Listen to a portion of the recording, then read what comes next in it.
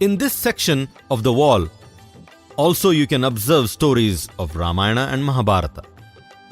These are found in the layer that runs across the wall just below the perforations in the wall. The wall with perforations also contains very beautiful carvings. As you take another left turn, you will come across a couple of figurines in different poses. Between these two figurines, in the wall section, you can spot sculptures of Narasimha, Vishnu's fourth incarnation, with a lion head and a human body.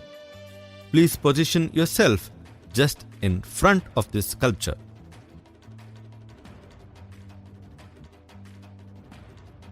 The figurine on the left of Narasimha is called Gana Manjari, or the lady singer. Please observe her mouth carefully. You can see the frontal teeth line carved just inside the open mouth to show that the statue is in the act of singing. Just observe how delicately these are carved and how distinctly you can make out the details of the face structure.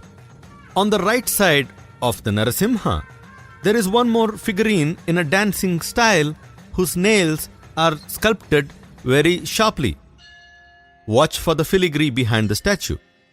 It is so delicate that it is difficult to do this kind of delicate artwork even with paper.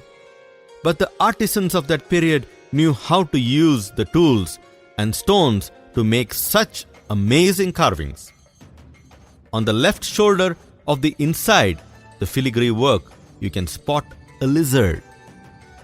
You will now be approaching the south side entrance. Walk to your left and stand just in front of the south side entrance.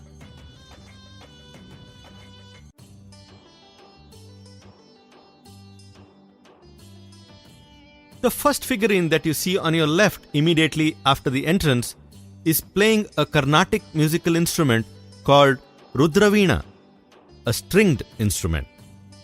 This is another masterpiece. Just look at the carvings that make the musical instruments.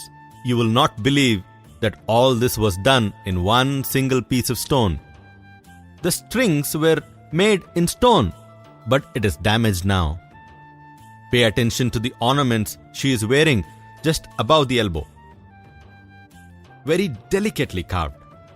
You can still see that the necklace that the figurine is wearing are so delicately carved that there is a space between the two layers of necklace chain, as though you are seeing a real necklace.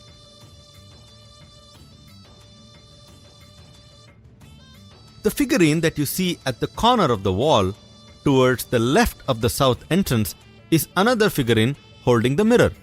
The reflecting end of the mirror is so polished that during bright sunlight, it may reflect the light and give an impression that it is a real mirror. At the bottom, you can see that the figurine is being assisted by two maids.